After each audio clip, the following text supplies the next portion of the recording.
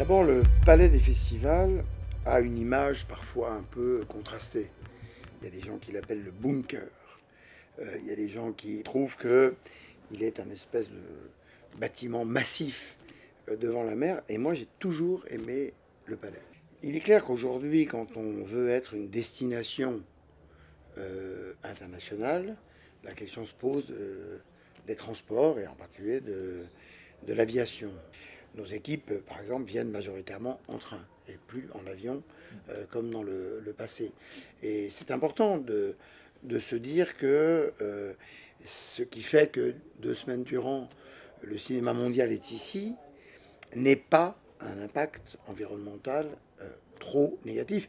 Il l'est beaucoup moins que dans le passé. Donc les progrès sont notoires. Il faut aussi savoir parler des progrès. Mais il va falloir encore continuer à améliorer tout ça. Le Festival de Cannes, sur le plan de sa mission historique, a une double ambition. D'un côté, célébrer, et de l'autre côté, découvrir. Célébrer, c'est les grands auteurs qui sont là. Au moment où nous parlons, Wim Wenders est en ville, Ken Loach est en ville, c'est-à-dire des grands piliers de l'histoire du cinéma contemporain.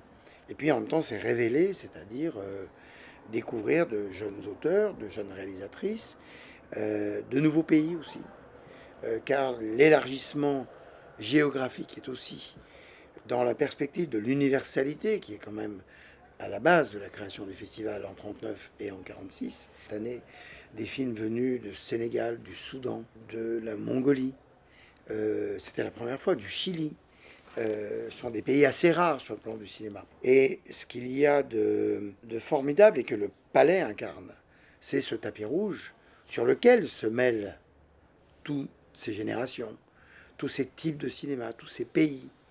Se mêlent le glamour et un cinéaste extrêmement radical venu d'Argentine. Chaque cinéma profite à l'autre. On voit des cinéastes très grand public, Tim Burton récompensé et offrir la Palme d'Or à un cinéaste thaïlandais. Il y a un respect tout à fait fort et stimulant. Nous avons en ville des gens qui viennent pour être là parce que c'est le festival du film, puis des gens qui sont là pour travailler, le marché, dans ce palais, au sous-sol du palais. Et les travailleurs, toute la journée, viennent fabriquer le cinéma de demain.